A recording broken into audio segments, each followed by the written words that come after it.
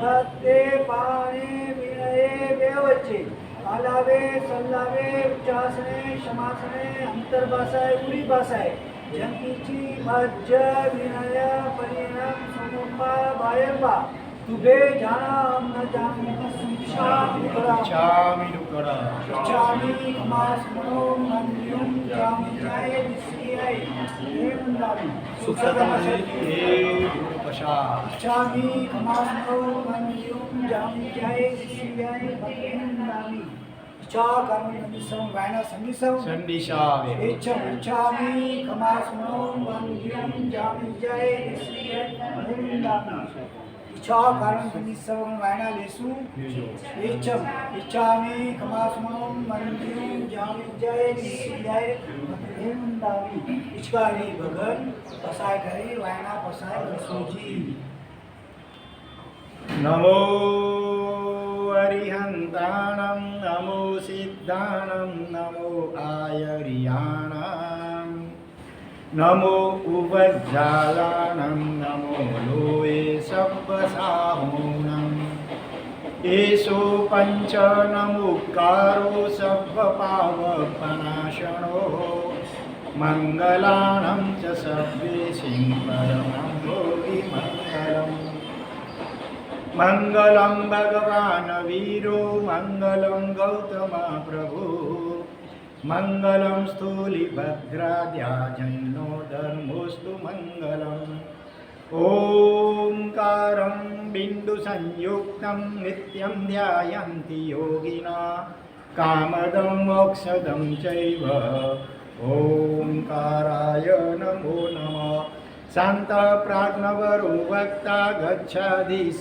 सुसंयमी चूरीश्वरो गुणाब्धि स्यात् संगवृद्धै षडोद्यमी शारदा शारदाम्बोज वदना वदनाम्बुजे सर्वदा सर्वदास्माकं सन्निधिं सन्निधिं क्रियात् अज्ञानातिमिरान्धानां ज्ञानाञ्जनशलाकया नेत्रमुन्मीलितं येन तस्मै श्री गुरवे नमः।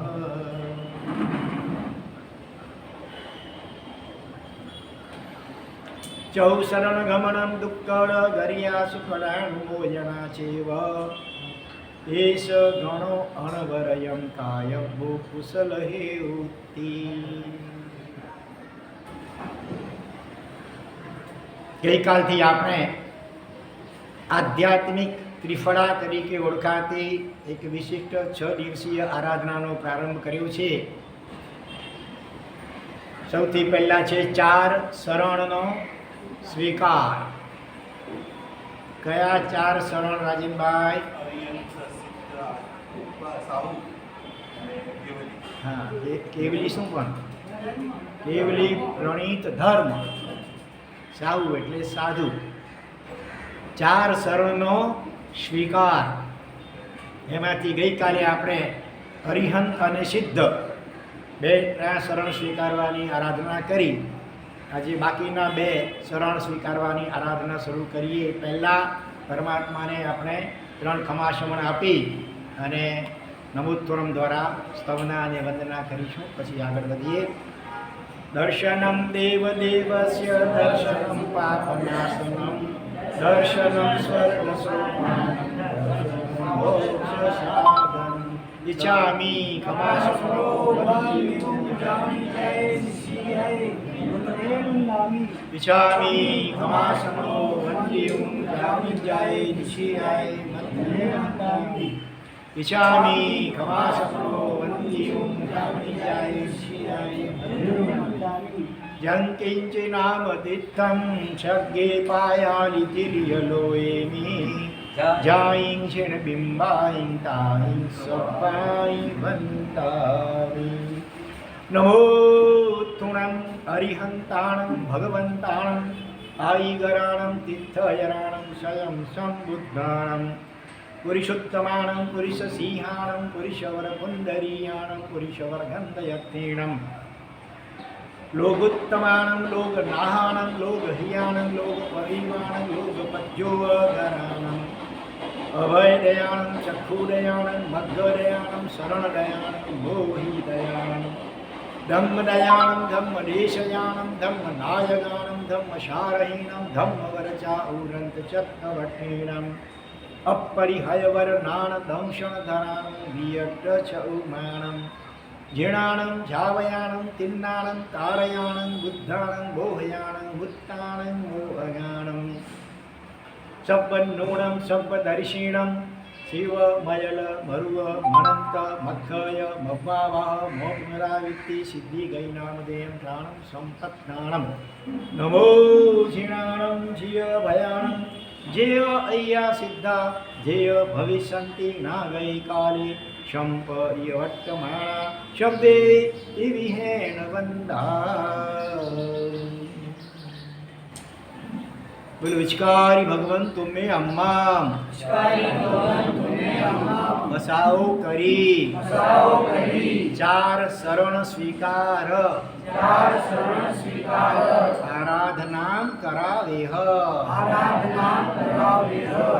બોલો ઈચ્છમ તહતી. તો ગઈકાલે ભૂમિકાની વાતોમાં આપણે વિચારી ગયા કે અનાદિકાળથી આપણે દુઃખ મુક્ત થવા માટે અને સુખની પ્રાપ્તિ માટે અનેક પ્રકારના જળ અને ચેતનના શરણા લેતા રહ્યા છીએ. પણ એ બધા જ પાસે શક્તિ જે હતી તે બહુ લિમિટેડ હતી. પોતે જ જ્યાં અનાથ હતા, અશક્ત હતા, અશરણ હતા, ત્યાં આપણને શરણું ત્યાંથી આપી શકે. યાદ કરો પહેલાં અનાથી મુનિના દૃષ્ટાંતને કે જ્યારે સૈનિક મહારાજા ફરવા માટે નીકળ્યા છે, ગાર્ડનમાં બગીચામાં ગયા છે અને ત્યાં એક ઝાડ નીચે કાયોત્સર્ગ ધ્યાનમાં ઉભેલા એક મહામુનિવરના દર્શન થયા. અત્યંત શાંત પ્રશાંત ઉપશાંત એમની મુખમુદ્રા હતી અને ચહેરા ઉપર એક તો યુવાવસ્થા અને સંયમનું તેજ વિલસતું હતું. એ જોઈ કરીને સૈનિક રાજા પણ ચકિત થઈ ગયા અને પછી જ્યારે એમનું કૌશલ પૂર્ણ થાય છે, પ્રદક્ષિણા આપી વંદન કરી અને પછી કહે છે કે ભગવાન, મને એક વાત સમજાતી નથી કે આપે આપણી આ દેહ આકૃતિ એમ કહે છે કે આપ કોઈ સાધન સંપન્ન સુખી પરિવારમાંથી આવ્યા હશો, આવું આપનું અદ્ભુત રૂપ, આવી લસલસની યુવાણી, અને છતાં આપે આ સંસારના બધા ભોગ સુખોનો પરિત્યાગ કરી અને આવી કઠોર આ દીક્ષા અથવા સંયમ જીવન કેમ સ્વીકાર્યું છે? ત્યારે શરૂઆતમાં તો પેલા મહામુનિવરે કયું વાક્ય કહ્યું? એક જ વાક્ય જવાબમાં કહ્યું કે રાજન, હું કેવો હતો? હું અનાથ હતો માટે મેં આ સંયમ સ્વીકાર્યું અને હવે હું સનાથ બની ગયો છું. રાજાને ઓર આશ્ચર્ય થયું. આપની આકૃતિ જ કહે છે કે આપ અનાથ કઈ રીતે હોઈ શકો? આપ તો કંઈક ખાનદાન એવા શ્રીમંત વગેરે કુળમાં ઘરમાંથી આવ્યા હશો, આપ અનાથ કઈ રીતે? અને તેમ છતાં ધારો કે આપનું કોઈ નથી આ જગતમાં નાથ, મા બાપ વગેરે ગુજરી ગયા હોય, સગુવાલું કોઈ ખાસ હોય નહીં, તો કાંઈ વાંધો નહીં, હું આપનો નાથ બનવા માટે તૈયાર છું. ચાલો પધારો, રહેવા માટે આલિશાન મહેલ આપું, રાજકુમારીઓને પરણાવી દઉં, સંપત્તિ આપને પુષ્કળ આપી દઉં. ત્યારે સહેજ સ્માઇલ સાથે, સ્મિત સાથે મુનિવરે શું કહ્યું? રાજન, તમે પોતે અનાથ છો તો મારા નાથ શી રીતે બની શકશો? રાજાના આશ્ચર્યનો એક પછી એક આમ પાર રહેતો નથી. હું રાજન, હું ભગવાન, હું અનાથ? અરે હું તો આખા મગધનો નાથ છું, મગધ સમ્રાટ. આ કદાચ ઓળખતા નહીં, મગધ સમ્રાટ સૈનિક મારું નામ છે. મારી પાસે આટલા લાખ હાથી ઘોડા રથ અને આટલું બધું પાયદળનું સૈન્ય છે. મારા અંતપુરમાં આટલી બધી તો રાણીઓ છે, આટલા રાજકુમારો છે, આટલી મારી પાસે સોના રૂપા અને રત્નો વગેરેના ઢગલા છે. છતાં આપ કહો છો અનાથ? કઈ રીતે? રાજન, આ બધું હોવા છતાં બોલો, આ બધું તમને મૃત્યુથી બચાવી શકશે ખરો? જ્યારે આવશે યમરાજ, ત્યારે વૈદ્ય ગમે એટલા વૈદ્યો હકીમી ડૉક્ટરો હોય તો પણ બચાવી શકાતો નથી. ચાલો બીજી વાત, વૃદ્ધાવસ્થા નહીં જ આવે એવી ખાતરી ખરી? અમુક ઉંમર થશે એટલે વૃદ્ધાવસ્થા પણ આવશે, એમાંથી પણ તમને આ તમારા વૈદ્યો હકીમો કોઈ નહીં બચાવી શકે. અથવા શરીરમાં બીમારીઓ રોગ આવે ત્યારે ગેરંટી ખરી કેટલાય રોગો એવા છે અસાધ્ય, તમે એટલા ઉપાયો કરો તો પણ એ મટાડી શકતા નથી હોતા. તમે શેના નાથ કહેવાઓ છો? આ બધાની આગળ તમે પણ લાચાર છો, અસમર્થ છો. અને માટે બાકી તો હે રાજન, તમે જે કહો છો ને એવું બધું તો મારી પાસે ભલે તમારા જેટલું નહીં પણ એકંદરે ઘણું હતું.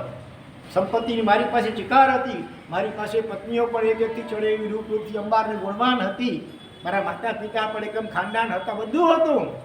પણ છતાં એક દિવસ એવું બન્યું કે મારી આંખમાં ભયંકર પીડા ઉત્પન્ન થઈ. અને એ પીડાને મટાડવા માટે અનેક પ્રકારના ઉપાયો પ્રયત્નો કરવામાં આવ્યા, છતાં કોઈ રીતે મારી પીડા મટતી નહોતી. ત્યારે મને સમજાઈ ગયું કે હું જે પહેલાં વિચારતો હતો કે મારી પાસે આટલી સંપત્તિ વગેરે છે અને પૈસા હોય તો બધા જ સુખ ખરીદી શકાય અને બધા દુઃખને ટાળી શકાય, પણ આ મારી મોટી ભ્રમણા હતી. આવું જ એક બીજો દૃષ્ટાંત વચમાં કહી દઉં સંક્ષેપમાં કે આ દુનિયાનો ટોપ 10માં જેનો નંબર આવે ધનાઢ્ય વ્યક્તિઓમાં એવો એક વ્યક્તિ, આમ તો તમે બધા રમણભાઈ અને પિયુષભાઈ જાણતા હશો, 5 અક્ષરનું નામ છે. હા, રોક ફેલર, બરોબર ને? કારણ કે રમણભાઈ દેશ વિદેશમાં ઘણું ફર્યા છે અને અનેક દેશોમાં આજે એના નામના ફાઉન્ડેશનો ચાલે છે. સખાવતોને દાન ઘણું કર્યું છે એનાથી.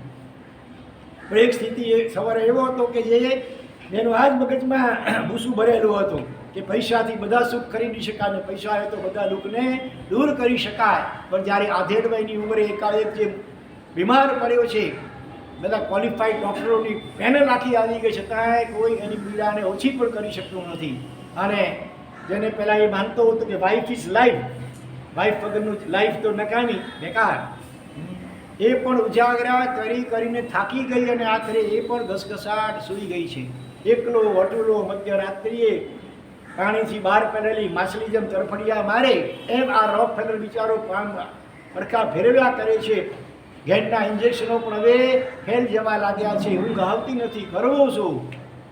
અને આમ પડખું ફેરવી જોઉં તો જેને પોતાનો સર્વસ્વ માનતો હતો, જન્મો જન્મ સાથે રહેવાના કોલ કરાર કર્યા છે કદાચ, એવી પોતાની પ્રાણપ્યારી પત્ની પણ હવે સૂઈ ગઈ હતી ઘસઘસા. ત્યારે એને પોતાના એકત્વનું ભાન થયું કે ઓહો, હું માનતો હતો કે પૈસાથી બધા દુઃખ દૂર કરી શકાય, પણ આજે દૂર કરવાની તો વાત દૂર રહી, તમારો લાઈફ પાર્ટનર કહેવાય એ પણ 50-50 કે થોડો ઘણી પીડાનો ભાર પડાવી શકતી નથી. ખરેખર તો આટલા સમય આટલા વર્ષો કેવી ભ્રાંતિમાં રહ્યો અને આ પૈસાને માટે તો મેં શું કયા પાપો નથી કર્યા એ સવાલ છે.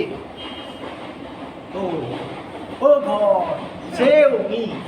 હવે એની ભગવાન, આમ તો નાસ્તિક હતો, હવે સુખમાં સાંભળે સોની ને દુઃખમાં સાંભળે રામ કે ભગવાન. એટલે આ નાસ્તિક એવા પણ રોક ફેલરને ભગવાન યાદ આવ્યા. ઓ ગોડ સેવ મી, ભગવાન મને બચાવો, તમારા સિવાય હવે બીજો મને કોઈ આધાર નથી.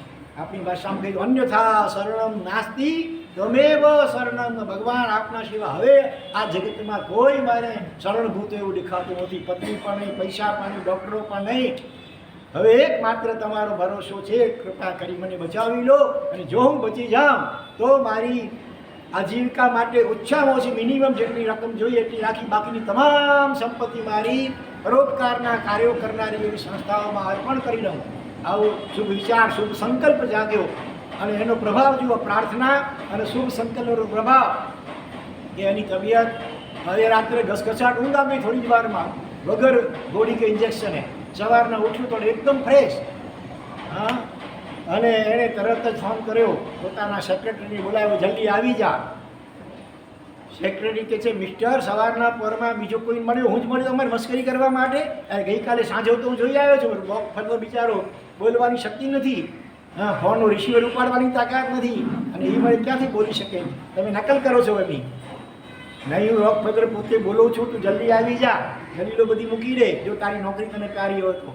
એટલે આખરે ને છૂટકે બિચારો મારતા ઘોડે નહીં પણ મારતી ગાડીએ.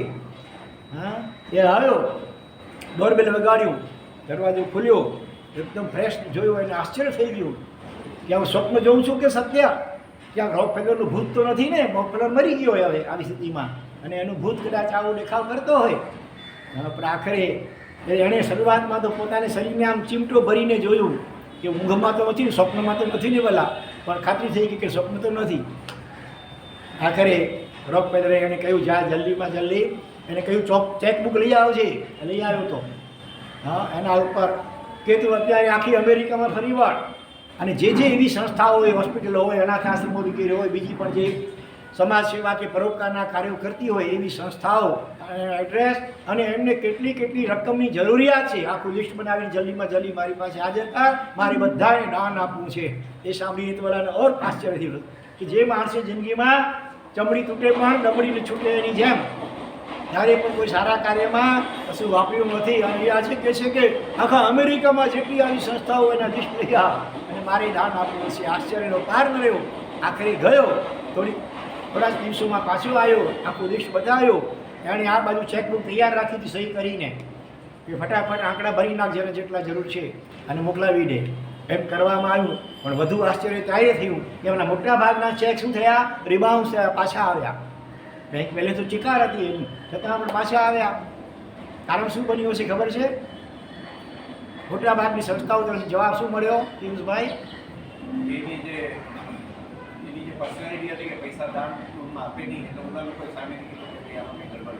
હા, એ અથવા બીજી રીતે એની શું કહેવાય છાપ એટલી ખરાબ થઈ ગઈ હતી. એટલું બધું અનીતિ, અપ્રામાણિકતા, બેઈમાની. આ રોકફેલરનો જો પૈસો અમારી સંસ્થામાં આવે તો અમારી સંસ્થાનું ક્યાંક નખોદ કે ધનોત્પણ નીકળી જાય. હા, માટે અમે બીજી રીતે મહેનત કરીને પૈસા ભેગા કરી લઈશું, પણ રોકફેલરનો પૈસો અમને ન જોઈએ. આટલી સમજ એ લોકોમાં પણ હતી. બોલો, હવે આપણે હોઈએ રોકફેલરની જગ્યાએ અને આવા જવાબો સાંભળીએ એટલે આપણે શું થાય? એક બાજુ ગુસ્સો આવે લોકો ઉપર એટલે બીજી બાજુ રાજી પણ થઈએ કે આ ચાલો મારા પૈસા બચી ગયા. મેં તો જે ગોડને પ્રમિસ આપ્યું હતું એ પ્રમાણે પૈસા મોકલાવ્યા અને લોકોએ ન સ્વીકાર્યા તો હું શું કરું? એક બાજુ લોકો ઉપર, જનતા ઉપર ગુસ્સો પણ આવે કે મારા માટે આવું નેગેટિવ વિચારે છે, પણ આ માણસ કાંઈક જુદી માટેનો નીકળ્યો. એણે વિચાર્યું કે લોકોની વાત ખોટી નથી, સાચી છે, મેં કર્યું જેવું છે જિંદગીમાં, એટલે લોકો આવું બોલે કે વિચારે એમાં કોઈ લોકોનો વાંક નથી. પણ બીજી બાજુ પ્રોમિસ આપ્યું છે ગોડે તો મારે પૂરું તો કરવું છે હવે કોઈ પણ રીતે. એટલે where there is will there is way. જ્યાં ઈચ્છા પ્રબળ હોય ભાવના, ત્યાં ઉપાય રસ્તો મળી જાય. જેમ બરોબર ને લક્ષ્મીભાઈ, આપણે ભાવના પ્રબળ હોય તો રસ્તો નીકળી જાય. એટલે અહીંયા રોકફેલરે પોતાનો મિત્ર જેનું નામ હતું કાર્નેગી, હા ડેલ કાર્નેગી, એને બોલાવ્યો, બધી વાત કરી અને સાથે કહ્યું કે જો હવેથી નામ તારા નામે ચેક મોકલવા છે, નામ તારું, નામ મારા અને નામ તારું. મિત્ર કે એ કેમ બને? આવી ચીટિંગ અથવા આવી અપ્રામાણિકતા હું કેમ કરું? પણ પહેલાં બહુ આગ્રહ કર્યો, મિત્રતાના નાતે તારે મારી આટલી વાત સ્વીકારવી જ પડશે. માંડ પેલું કબૂલ થયો. આખરે કાર્નેગીના નામથી ચેકો ગયા ત્યારે સ્વીકારવામાં આવ્યા. પછી તો ધીરે લોકોને ખ્યાલ આવી ગયો કે હવે રોકફેલર પહેલાં જેવો રહ્યો નથી, આખો બદલાઈ ગયો છે. એટલે બધા લોકો હવે એને આદરની દૃષ્ટિથી, પ્રેમથી જોવા લાગ્યા. પેલા નફરતની દૃષ્ટિથી જોતા હતા. ધીરે તબિયત પણ એકદમ બરાબર ક્યોર થઈ ગઈ અને પછી તો દેશ વિદેશમાં અનેક જગ્યાએ એના નામના ફાઉન્ડેશનો છે. એટલી ચિકાર અબજોના દાન એણે આપેલા છે. તો કહેવાનો મતલબ શું છે કે હા, પૈસા ગમે એટલા હોય તો પણ જ્યારે બીમારી એવી અસાધ્ય લાગુ પડે ત્યારે બચાવી શકતા નથી, પણ દુઆથી બચે. દવા લાખો કે કરોડોની દવાથી જે કામ ન થાય એ કામ દુઆથી થાય. અને દુઆ ક્યારે મળે? જ્યારે આપણે નિસ્વાર્થ ભાવે આ રીતે પરોપકારની સેવા કરીએ ત્યારે. તો રાજન, મારી પાસે પણ તમે કહો છો એવું બધું હતું, પણ મારી આ પીડા કોઈ ગ્રહણ કરી શકતું નહોતું. એટલે મને વાસ્તવિકતાનું ભાન થયું અને મેં ત્યાં ને ત્યાં શુભ સંકલ્પ કર્યો કે જો મારી આ બીમારી આંખની મટી જાય તો હું જલ્દીમાં જલ્દી શું લઈ લઉં? દીક્ષા ચારિત્ર લઈ લઉં. અને ખરેખર શુભ સંકલ્પને પ્રાર્થનાનો અચિંત્ય પ્રભાવ જુઓ કે મારી પીડા બની ગઈ એક રાતની અંદર જ, સવારે એકદમ ફ્રેશ. અને જે સંકલ્પ કર્યો હતો એને હું વળગી રહ્યો. બાકી દુનિયામાં તો કેટલું ચીટિંગ ચાલે છે, એક પછી એક દૃષ્ટાંતો યાદ આવ્યા કરે. સંક્ષેપમાં કહેતો જાઉં જલ્દી. એક ભાણિયાભાઈ વેપાર કરવા માટે ગયા હતા દરિયા માર્ગે અને ત્યાંથી પાછા વળતા આખા 500 વાણોની અંદર શ્રીફળ, નાળિયેર, હા આખરા શ્રીફળ અને બદામ, એ કાગડી, હા એ બદામ લાવ્યો તો ભરી કરીને. અને અધવચ્ચે સુનામી જેવું કોઈ તુફાન પડ્યું અને ભગવાન યાદ આવ્યા. આમ તો યાદ નહોતો કરે ભગવાને, પણ દુઃખમાં ભગવાન યાદ આવ્યા, એ ભગવાન આમાંથી જો તું મને બચાવી લે તો 50-50 આપણે કરી લઈશું, કેમ? બરોબર. ભગવાને પણ આવી પ્રલોભન આપ્યું. જે હોય તે યોગાનો યોગ પ્રાર્થના જે કહો તે, પણ તોફાન સમી ગયું. એમ કેમ ઘરે આવી ગયા. ઘરે આવી બધાને વાત કરી કે આ રીતે થયું હતું, મેં આવી પ્રાર્થના કરી અને બધું એમ કેમ પતી ગયું. ત્યારે કોકે પૂછ્યું તો હવે કેવી રીતે કરશો? જે વચન આપ્યું છે એને પૂરું કેમ કરશો? અરે ભગવાન આપણા કેવા છે, વિતરાગ છે. ભગવાને તો આ બધું છોડ્યું. એ તો ઠીક છે, ત્યારે બોલાવી, બાકી ભગવાને ક્યાં બધાની ખપ છે? ત્યારે વળી કોકે કહ્યું કે ભાઈ ભગવાન તો વિતરાગ છે, પણ ભગવાનના અધિષ્ઠાયક દેવદેવી કાંઈ વિતરાગ નથી, અને ભગવાન સાથે આવી ચીટિંગ કરશો તો દેવદેવી નારાજ થશે. હા, એટલે વળી આખર વાણિયા બુદ્ધિ વાપરી અહીંયા અને વચલો રસ્તો ગોતી કાઢ્યો. બોલો, ખાસ કંઈ આપવું પણ ન પડે અને વચન પણ અપાયું છે એ પૂરું થાય. એ કેવી રીતે રસ્તો બને? જોઈએ કોણ ચડે છે હવે. આ 21મી સદીના શ્રોતાઓ ચડે છે, ઓલી 14મી સદીનો રાણીઓ. બોલો જલ્દી બોલો, ટાઈમ ઓછો છે આપણી પાસે. હા, એટલા બધા. હા, તમે તો સાંભળ્યું છે. હા, શું પાછા આપી દીધા? અરે તમે સાંભળ્યું છે ક્યાં? હાલો, ધન્યવાદ. તમારી લાજ રાખી એમણે. શું કહ્યું? નાળિયેર અને બદામને ફોડાવી નાખ્યા. અંદરનો ટોપરો, અંદરનો બીજ, અંદરનો માલ એક બાજુ, અને ઉપરના શું કહેવાય કાચલી અને છોતરા બીજી બાજુ. એવું ઢગ મોટો થઈ જાય, બારદારનો ઢગ મોટો થઈ જાય ને, કાચલીને છોતરાને ગુણો ભરાવી કરી નોકરો દ્વારા લઈ ગયા દેરાસરમાં. ભગવાન જો મેં તો તમને 50-50નું વચન આપ્યું હતું, પણ મેં વ્યાખ્યાનમાં સાંભળ્યું હતું એવું ક્યારેય એ બોલ્યા હોઈએ અને થોડો ઘણો પણ વિલંબ થાય તો શક્ય હોય ત્યાં સુધી વ્યાજ સહિત પાછા આપવા જોઈએ. એટલે હું બોલ્યો તો 50-50 અડધોનું, પણ આટલા સમયનું વ્યાજ એટલે મોટો ઢગલો તમને અર્પણ કરું છું, નાનો ઢગલો હું રાખું છું. બોલો, ભગવાન સાથે આવી ચીટિંગ કરી પછી તો કહેવત છે કે અલ્લાહ મિયા ચોરે મૂઠે તો અલ્લાહ ચોરે કૂંટે. હા, એવું બન્યું. શું બન્યું? ચોમાસાની સિઝન આવી ગઈ. ગોડાઉનમાં જે માલ ભર્યો હતો ને એ ભેજવાળા વાતાવરણને કારણે બધું કોહવાઈ ગયું, સડી ગયું. કેટલાક દિવસ પછી જ્યારે ગોડાઉન ખોલ્યું, ભયંકર દુર્ગંધ, અને આ દ્રશ્ય જોઈ ખરી અને માથું કૂટે છે કે ભગવાન આના કરતાં સીધો આપી દેવા હતો 500 માલ.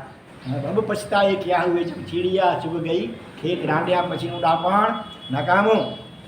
એવો જ બીજો દાખલો. લગ્ન કરી 10 વર્ષ થયા હતા, શેર માટીની ખોટ પૂરાઈ નહોતી. પ્રાર્થના કરીએ, ભગવાન મને સંતાન થાય તો સાચા હીરાનો હાર તમને ચડાવી દઈશ, અર્પણ કરી દઈશ કાયમ માટે. અને કુદરતનું કરવું છે. એમ થઈ ગયું. હવે શું કરવાનું? બોલો, રસ્તો બતાવો. આપવું પણ નથી ને વચને પાડી બતાવવું છે. પાછું આપવું કાંઈ નથી અને વચન પાડી બતાવવું છે. સાચા હીરાનો, નકલી અમેરિકન ડાયમંડ એ નહીં, સાચા હીરાનો હાર પછી આપીને લઈ નહીં લેવાનો, પાછો કાયમ માટે આપી દેવાનો છે. બોલો, રસ્તો બતાવો. હવે કઈ રીતે કરશો? તે પછી આ પહેલું દૃષ્ટાંત સાંભળ્યું, હવે આવી અનીતિ નહીં કરીએ, હવે આપી દઈશું, વચન પૂરું કરીશું. કેમ? બોલો જલ્દી. મૌન એકાદશી. હા, શું કર્યું? છોકરાનું નામ રાખ્યું હીરાલાલ. રાશિ ગમે તે ડ ને હ ની અક્ષર હોય, જે હશે તે. હીરાલાલ નામ રાખ્યું. બજારમાં ગયો, એ જમાનામાં તો પૈસા 2 પૈસામાં ફૂલ મળી જાય, ફૂલનો હાર નાખ્યો હીરાલાલના ગળામાં, લઈ ગયો દેરાસરમાં. જો ભગવાન આ હીરો, જીવંત હીરો, બોલો તો પથ્થર, એક પથ્થર છે, આ તો જીવંત હીરો મારો. હીરાલાલ શોર્ટમાં શું કે? હીરો, ચાકથી હીરો કે ને. અને આ હીરાનો હાર, આ ખમીસ કોનું ભાઈ? તો કે કિરણભાઈનું. હવે હાર કોના ગળામાં, તો હાર કોનો કહેવાય? હીરાનો કહેવાય. બરોબર ને? એટલે દેવ ભગવાનના સાચા હીરાનો હાર. પછી શું થયું હશે? અધિષ્ઠાયક દેવ તો વિતરાગ નથી ભાઈ. થોડા દિવસમાં હીરો પડ્યો બીમાર. એવો બીમાર પડ્યો, કેટલાય ઓપરેશનો કરાવવા પડ્યા, ફોરેન લઈ જવું પડ્યું. હા, અને સાચા હીરાની કિંમત કરતાં સવાઈ કિંમત. આ ઓપરેશન હોય ને દવા દોડધામ પાછળ ખર્ચાઈ ગઈ, અને છતાંય પેલો હીરો ન બચ્યો તે ન જ બચ્યો. માટે ભૂલે ચૂકે ક્યારે દેવ ગુરુ ધર્મ સાથે તો ભૂલે ચૂકે ચીટિંગ ક્યારે પણ કરવું નહીં. કોઈ જીવ સાથે ચીટિંગ ન કરવું જોઈએ, પણ વિશેષ પ્રકારે દેવ ગુરુ ધર્મ સાધર્મિકો વગેરે પ્રત્યે તો સ્વપ્ને પણ ચીટિંગ કરવું જોઈએ નહીં. તો કર્મ સત્તા કોઈની આગળ કોઈની પર લાંચ રૂસો ચાલતી નથી. તો અહીંયા અનાથી મોરી પાછા આવી એના ઉપર. તો એમણે વચન પાળી બતાવ્યું, એટલે કે બીજે જ દિવસે મેં પરિવારને વાત કરી કે મેં આવો સંકલ્પ અને આવી પ્રાર્થના કરી હતી, એ મુજબ હવે મારે ચારિત્ર અંગીકાર કરવો છે. સ્વાભાવિક છે, બધાને એકવાર બધા આનાકાની કરી દુઃખ લાગે, પણ આખરે સંકલ્પ એટલે સંકલ્પ. એ પ્રમાણે રાજન મેં આ ચારિત્ર અંગીકાર કર્યો અને પરમાત્મા આર્ય દેવાધિદેવ આર્ય પરમાત્મા એમનું શરણું મેં સ્વીકાર્યું, એમને નાથ તરીકે મેં સ્વીકાર્યા. આવા ચાર શરણા હરિયંત સિદ્ધ સાધુ અને કેવી રૂપે ધર્મ, આવા ચાર મહાસમર્થ સમરણા મને મળી ગયા કે હું મારી આપણે ખરેખર હવે સનાથ સમજું છું. હવે અલ્પ એકાદ ભાવમાં હવે જલ્દીમાં જલ્દી કાયમને માટે આ રોગ વૃદ્ધાવસ્થા અને મૃત્યુ જ્યાં સ્પર્શી પણ ન શકે એવી સિદ્ધ રસાને પમાડનાર આવા મહાસમર્થ ચાર શરણા મને મળી ગયા છે. માટે હું સનાથ બન્યો છું અને તમારી પાસે નથી. માટે રાજન તમે અનાથ છો. મગજ સમ્રાટ શ્રેણી પણ કાન પકડે છે, ઊંડા ચિંતનમાં ગરકાઈ થઈ ગયા અને કહેવાય છે કે સંપિત પામી ગયા. ત્યાંથી ભગવાનની ભક્તિ તો વિશેષ પછી કરી, એનાથી પહેલાં અનાથી મુનિનો વાર્તાલાપ સાંભળી કરી અને એ સંપિત પામ્યા. ભગવાનની ભક્તિથી વિશેષ પ્રકારે સંપિત મજબૂત બન્યું, નિક્ષાયિક બની ગયું. પણ શરૂઆત આ સત્સંગ દ્વારા થઈ ગઈ. ટૂંકમાં કહેવાનો મતલબ એ છે કે જેને દુનિયામાં જીવો દુઃખથી બચવા માટે આશરો લે છે, જેનો આખરે બધા પોતે નિરાધાર છે, અનાથ છે, અશરણ છે, અસહાય છે. અને માટે આ અરિહંત આદિ ચાર શરણ આપણે ખરેખર જો સ્વીકારેલી સાચી રીતે સમ્યક પ્રકારે ભાવથી, તો કાયમ માટે આપણા બધા જ પ્રોબ્લેમો સોલ્વ થઈ જાય, ઓલ ઇન વન. બરોબર? તો ચાલો આગળ વધીએ. હવે અરિહંત અને સિદ્ધનું શરણ આપણે ગઈકાલે સ્વીકાર્યું, આજે સાધુ અને કેવલી પ્રવૃત્તિ ધર્મનું શરણ સ્વીકારીશું. 14 શરણ પયનના નામનું આગમ સૂત્ર, એની ચાર ગાથાઓ આપણે લઈ રહ્યા છીએ. કાઉ મૌવર વિત્તિમ જે 42 દોષ પરિશુદ્ધમ ભુંજંતી ભક્ત પ્રાણમ તે મુનિનો હુંતુ મે શરણમ. શું કહે છે કે જે સાધુ ભગવંતો આ શરીરને કેવી રીતે ભાડું આપે છે, તો કે 42 દોષથી રહિત, જેને માધુકરી વૃત્તિ અથવા ગોચરી કહેવામાં આવે. ગો એટલે ગાય. કેવી રીતે ચરે? જંગલમાંથી ઘાસને ઉપરથી ખાતી જાય, જળમૂળથી કાઢી ન લે. એ રીતે ગ્રસ્તોએ પોતાના પરિવાર માટે જે રસોઈ બનાવેલી હોય એમાંથી અનેક ઘરોમાંથી થોડું થોડું લઈને જે આ શરીર સાધનાનું જે સાધન છે એને ભાડું આપે છે. તો એટલા માટે ગોચરી અથવા માધુકરી, મધુકરી એટલે ભમરો, એ પણ જેવી રીતે અનેક ફૂલોમાંથી થોડો એ પરાગને ગ્રહણ કરે છે અને પોતાના શરીરને ભાડું આપે છે. આવી રીતે આ જગતમાં જેમ શાસન છે, બાકી તો બધે ઠેકાણે મોટે ભાગે આપણે જુઓ અહીંયા સ્વામિનારાયણ પર જાતે રસોઈ બનાવે, જ્યારે અગ્નિકાયમાં પણ પેલા અસંખ્ય જીવો છે એટલે પોતાના નિમિત્તે અગ્નિ પેટે ચાલુ કરે નહીં, કરાવે નહીં, કરનારની અનુમોદના પણ કરે નહીં. આવું નિર્દોષ અહિંસક જીવન જેઓ જીવે છે એવા હે સાધુ ભગવંતોનો શરણ લઈએ. મધુકર વૃત્તિથી બોલો 42 દોષથી પરિશુદ્ધ, ભોજન પાણીને જેઓ વાપરે છે એવા હે મુનિ ભગવંતો, મને આપનું શરણ હો. સાધુને પેટ વળગ્યું છે ને સમાજના ઉપકાર માટે, ભલા માટે છે. આ જો પેટનું ન હોત તો જંગલોમાં ને સાધના જેને કરવી છે તો એકાંતમાં ક્યાંય ગુફાઓમાં જંગલોમાં ત્યાં સાધના થઈ શકત. પણ આ વળગ્યું છે એટલે પાછું સમાજમાં રહેવાનું થાય છે અને પરિણામે તમને સુપાત્ર દાનનો મહાન લાભ મળે. ગ્રસ્ત જીવનો વિશિષ્ટ સાધના, અમુક અપવાદોને બાદ કરતાં વિશિષ્ટ સાધના થઈ શકતી નથી. પણ સંસાર સાગર તરવા માટે એક સરળ ઉપાય છે સુપાત્ર દાન. એ સુપાત્ર દાનનો મહાન લાભ મળે છે. જીનવાણી શ્રવણનો પણ મહાન લાભ મળે છે. તો આવી નિર્દોષ જેની જીવનચર્યા છે એવા મુનિ ભગવંતોનું શરણ સ્વીકાર્યું. આગળ બીજી ગાથામાં કહે છે પંચેન્દ્રિય દમણ પરા નિજ્ય કંડપ ડપ પસરાય ધારંતી બંભચેરમ તે મુનિનો હુંતુ મે શરણમ. જેઓ પંચેન્દ્રિય દમણ પરા, 5 ઇન્દ્રિયો, ચામડી, જીભ, નાક, આંખને કાન, 5 સેન્સીસ, એનું દમન તપ વગેરે દ્વારા, સ્વાધ્યાયાદી દ્વારા, પ્રભુ ભક્તિ દ્વારા, ધ્યાન દ્વારા, 12 પ્રકારના તપ દ્વારા એ ઇન્દ્રિયોને જેઓ કાબૂમાં રાખવા માટે સતત પુરુષાર્થશીલ છે અને મહદ અંશે ઇન્દ્રિયોને જેણે જીતી લીધેલી છે. અને એના જ કારણે જેણે કંડર પહેલે કામદેવનો જે ડર પહેલે અહંકાર, એને જેણે જીતી દીધેલો છે. યાદ કરો તુલીમુદ્ર સ્વામી મહામુનિવરને કે 4 મહિના રૂપકોશાને ત્યાં ચોમાસું રહ્યા, એ જે ખવડાવે એવા માલપાણી ભલે ખાધા. ચિત્રશાળા કેવા ચિત્રો હવે વિષયાના ચિત્રશાળાની અંદર, બંગલાની અંદર, અને અનેક પ્રકારના હાવભાવ નૃત્યાદિક વગેરે કર્યા, છતાં રૂવાડું પણ જેમનું ફરક્યો નહીં, જેની સાથે 12 વર્ષ રહ્યા હતા સતત, અને છતાં જ્યારે વૈરાગ્ય પામી સંયમ સ્વીકાર્યું અને ગુરુની કૃપા એમણે પ્રાપ્ત કરી વૈયાવસ વિનય વગેરે દ્વારા, અને ગુરુ કૃપાનું બખ્તર ઓઢીને ગયા હતા, માતે એનો વાળ પણ વાંકો થયો નહીં. અને 84 સીધું જેમનું નામ અમર રહેશે. યાદ કરો બીજા એવા વજ્ર સ્વામી, વજ્ર જેવું જેનું મજબૂત ચારિત્ર હતું. જ્યારે પેલી રૂકમિણી શ્રેષ્ઠી કન્યા એમના વજ્રસ્વામીના ગુણોનું વર્ણન સાંભળી કરીને મનમાં સંકલ્પ કરે છે, પરણું તો એમને જ પરણું.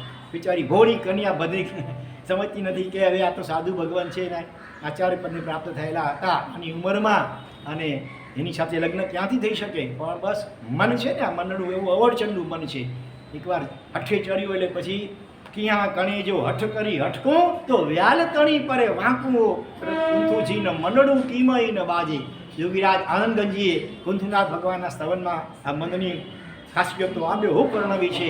એમાં કહ્યું કે ક્યારેક હું હઠ કરું મન સામે કે આમ નહીં જ કરવાનું, તો ઉલટું વધારે મન અવળચંડું બને અને મને ખર્ચ પાડે એ કરવાને માટે. એવું અવળચંડું આ મન છે.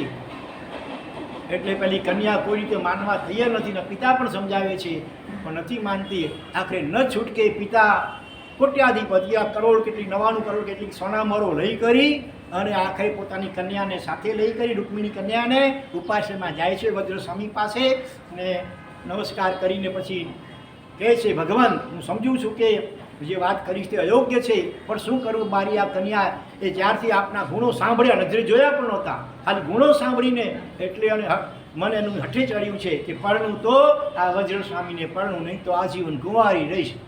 એટલે ભગવાન તો હવે ન છૂટકે, મારે કહેવું પડે છે. અને જો આપ કૃપા કરીને આનો સ્વીકાર કરતા હો તો જિંદગી પર ચાલે એટલું આ ધન, એટલા સોનામારો કરોડોની એ આપવા માટે તૈયાર છું, રહેવા માટે આલિશાન બંગલા વગેરેની વ્યવસ્થા કરીશ. અરે વજ્ર સ્વામીએ ગુસ્સો ન કર્યો, તમે શરમ નથી આવતી આવી વાત કરતા? એમ ન કહ્યું. એવો વૈરાગ્યવાહી ઉપદેશ આપ્યો પેલી કન્યાને, રૂકમિણીને. આ ભોગોની ક્ષણભંગુરતા, ચંચળતા, સુખ નથી, સુખનો આભાસ છે, ખંજવાળના સુખની જેમ સાચું સુખ નથી. આત્માનું ભાવ આરોગ્ય કેવું છે, આત્માનું સ્વરૂપ એનો આનંદ કેવો છે, સંયમના મસ્તી કેવી હોય છે, અને સંસારનું અસારતા વગેરે આ ભોગોમાં જો આસક્ત બન્યા તો નરકની નિગોડ મોઢું ફાડીને આમ જાણે દુર્ગતિ રાહ જોઈ એની પરંપરા સર્જાશે. ખણમિત્તા સુખા બહુકાલ દુઃખા, ક્ષણ માત્રનું શોક, અને પાપ કેટલું મણનું પાપ ને ટન જેટલા દુઃખો, એવા ભોગ સુખ સાચા સુખ છે જ નહીં એમાં. એવો વૈરાગ્યવાહી ઉપદેશ આપ્યો કે પહેલી કન્યા ચારિત્ર સ્વીકાર કરી લે છે. કેવી એમની પ્રતિભા, કેવી વાણી, કેવો વૈરાગ્ય. તો આવા કામદેવને જીતવા માટે જેઓ ઇન્દ્રિયોને કાબૂમાં રાખે છે એવા કેટલાય દાખલાઓ આવે છે. યાદ કરીએ આપણા કલ્યાણ સાગરસુરી દાદા, અને એમના ગુરુ આ કલ્યાણ સાગરસુરી દાદા અનેક દ્રુપદી પ્રતિબોધક, એમના ગુરુ ધર્મમૂર્તિ સુરી મહારાજા અંબિકા દેવીએ એમના બ્રહ્મચર્યની પરીક્ષા કરી હતી. બોલો, દેવીય પરીક્ષા એટલે કેવી હોય, અને છતાં એમાં અનિશુદ્ધ પાર પામ્યા. ત્યારે પ્રસન્ન થયેલી અંબિકા દેવીએ એમને આકાશગામીની વિદ્યા અને અમુક બીજી પણ લબ્ધિ વગેરે આપી હતી. આવા અનેક દ્રષ્ટાંતો મહાપુરુષોના છે. યાદ કરો પહેલાં બપ્પ ભટ્ટી સુરી, નાની ઉંમરમાં દીક્ષિત થઈને આચાર્ય બની ગયા નાની ઉંમરમાં, અને એમના જે આમ રાજા એમના ભક્ત હતા, અને એમણે પણ એક વખત નર્તકી દ્વારા એમની પરીક્ષા કરાવી હતી, આકરામાં આકરી પરીક્ષા, અને છતાં પણ અનિશુદ્ધ રીતે પાર પામ્યા. તો આવા કામદેવના અહંકારને, એ કામદેવ થકી ગયો છે. એ માને છે કે આખા ત્રણલોકમાં મારું સામ્રાજ્ય ચાલે છે. દેવતા હોય કે ઇન્દ્ર હોય, ચક્રવર્તી હોય કે શહેનશાહ બાદશાહ વગેરે હોય કે યાવત એકેન્દ્રીય વનસ્પતિ વગેરે હોય ત્યાંય મારું સામ્રાજ્ય ચાલે છે. આવું અહંકાર આવી ગયો હતો. પણ એને પણ આવા માથા શેરની માથે સવાસેર હોય ને આવા મહાત્માઓ મળી ગયા. તો આવું નિર્દોષ બ્રહ્મચર્ય પાલન કરનારા એવા મહામુનિઓનું શરણ સ્વીકારીએ. આપણા જીવનમાં પણ જીતેન્દ્રિયપણું આવે અને બ્રહ્મચર્યનું પાલન આપણે પણ સારી રીતે મનોવચન ક્યાંથી કરી શકીએ એવી ભાવના સાથે શરણ સ્વીકારીએ. 5 ઇન્દ્રિયોના દમનમાં તત્પર, 5 મહાવ્રતના ભારને વહન કરવામાં નિર્મળ બ્રહ્મચર્ય અને કંડરપના દર્પને જીતનારા, નિર્મળ બ્રહ્મચર્યને ધારણ કરનારા એવા હે મુનિ ભગવંતો મને આપનું શરણ હો. વર્તમાન કાળમાં એવા દાખલા થયા છે કે સગાઈ થઈ ગઈ હોય અને સત્સંગ મળી ગયો, જીનવાણી સાંભળી, વૈરાગ્ય થયો, લગ્ન કર્યા વગર દીક્ષા લઈ લીધી બંને જણાએ. એવા 2-3 દાખલાઓ છે. એમાંના એક તો છે વૈરાગ્ય દેશના દક્ષ આચાર્ય ભગવાન વિજય હેમચંદ્ર સુરીશ્વરજી મહારાજા સાહેબ. હમણાં હજી થોડા દિવસો પહેલાં કે એનું કાલધર્મ થયો છે.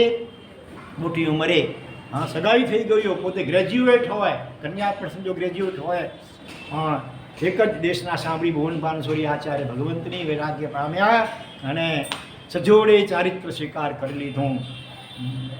આધીન શાસનની બલિયારી છે. આવા મહાત્માઓ મુનિવરો વિદ્યમાન છે.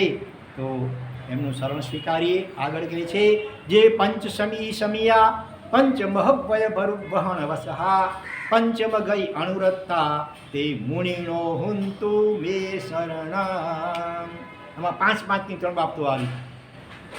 જેઓ 5 સમિતિથી સમિત એટલે ઉપયોગવાળા છે.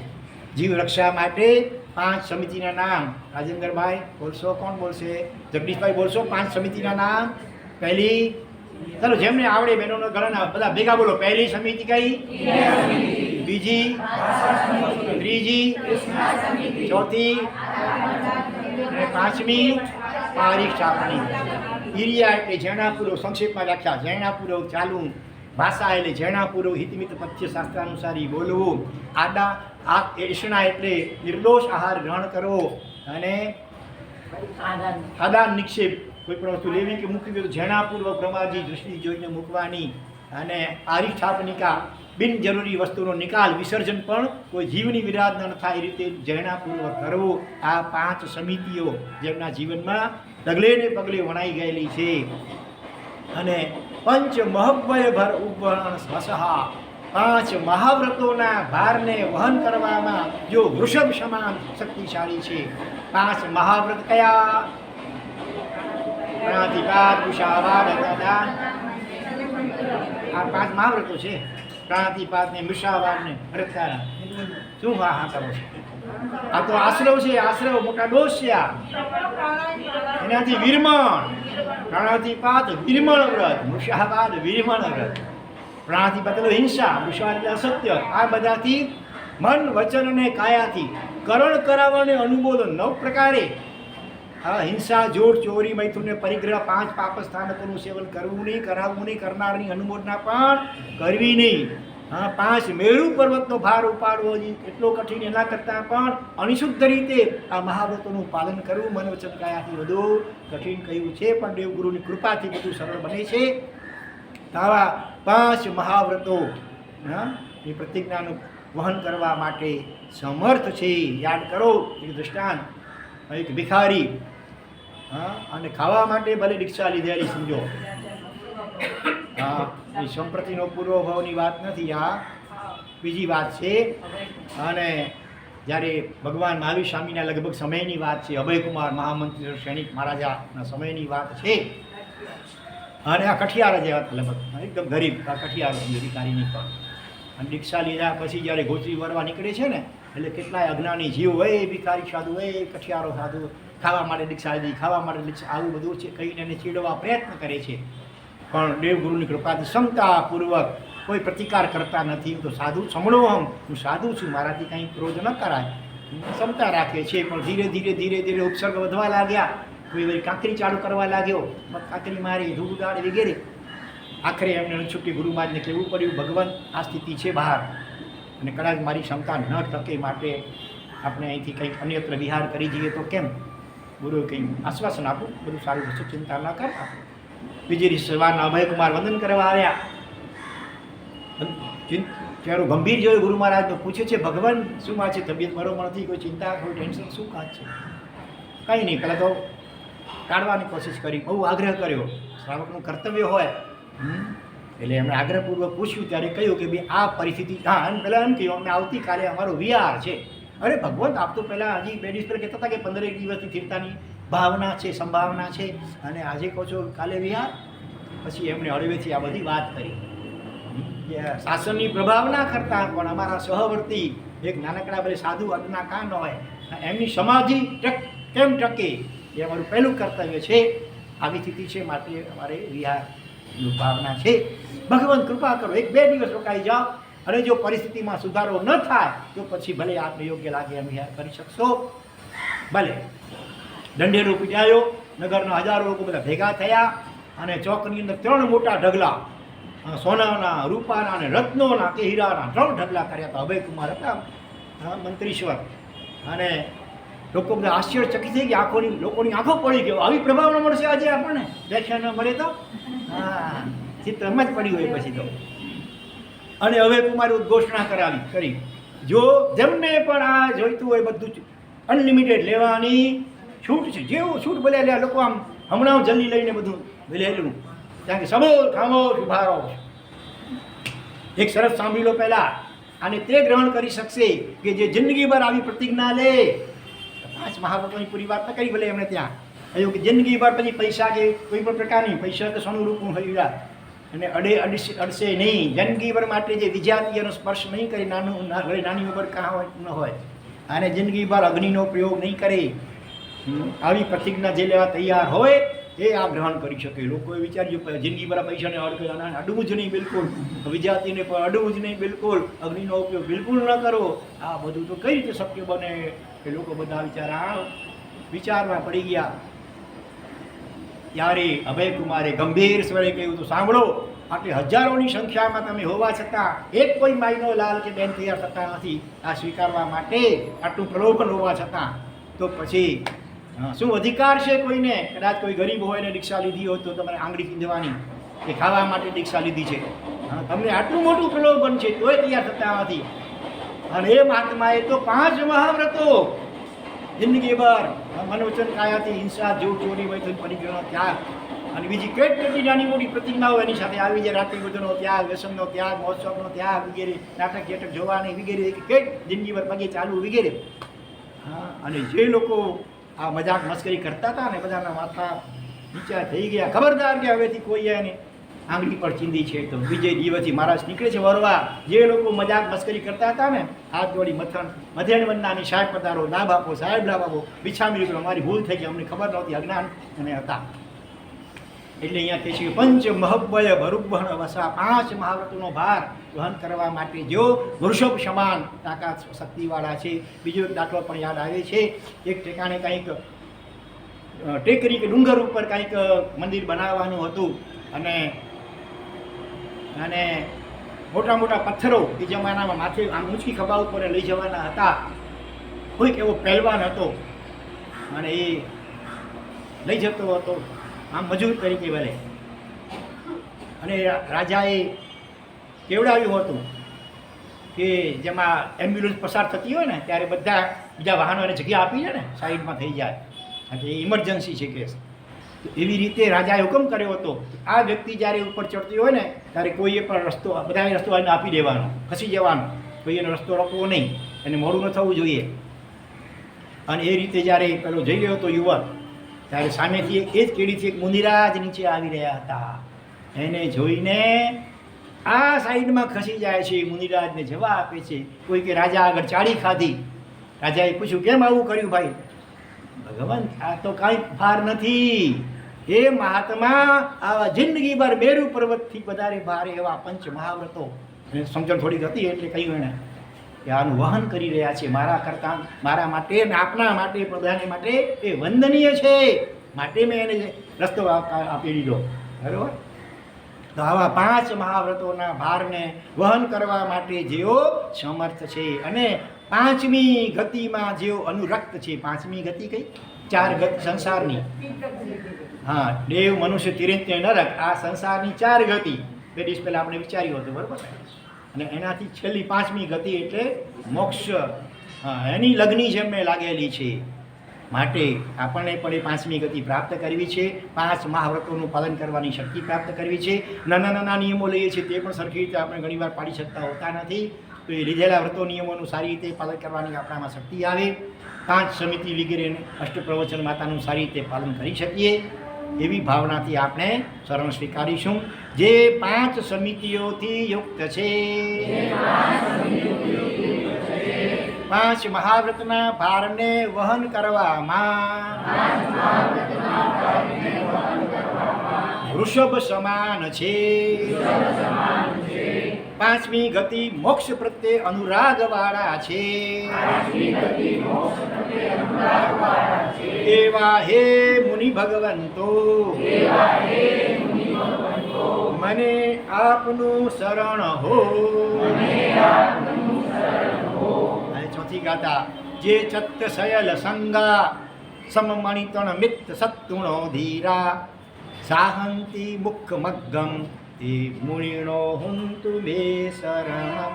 શું કહે છે? જે ચત્ત શયલ સંગા, ત્યક્ત સકલ સંગા, બધા જ પ્રકારના સંગનો જેમણે ત્યાગ કર્યો છે. સંગ એટલે ચતુર્વિધ સંગ એમ નહીં, ગણપતિનો અથવા ગૌતમ સ્વામીનો ઘ લઈએ સંગ. સંગ એટલે આસક્તિ અથવા મમત્વ, કુટુંબ, પરિવાર, મકાન, દુકાન, સંપત્તિ, બધા જ પ્રકારનો સંગ એનો જેમણે કાયમ માટે પરિત્યાગ કર્યો છે.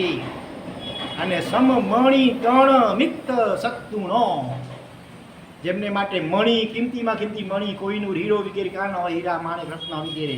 અને બીજી બાજુ તણ એટલે તુણ, તણખલા ઘાસના, એ પણ સમાન છે. બધા પૂતગલ છે. કોઈ પૂતગલને આ પણ પૂતગલ. બરોબર ને?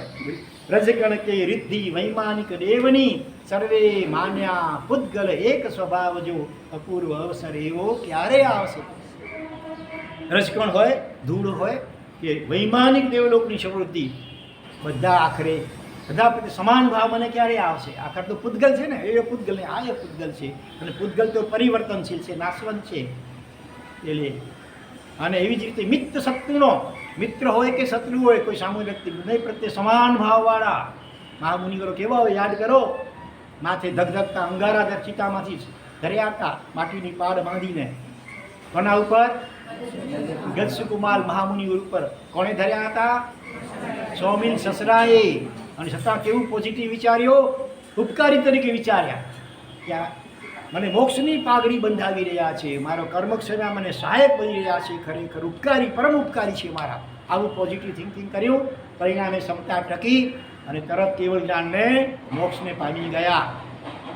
હા, અને પોતે નિર્દોષ હોવા છતાં પણ ચોરીનું કલંક, ચોર તરીકેનું કલંક પેલા સોનીએ ચડાવ્યું હતું મેકારજ મુનિવરને.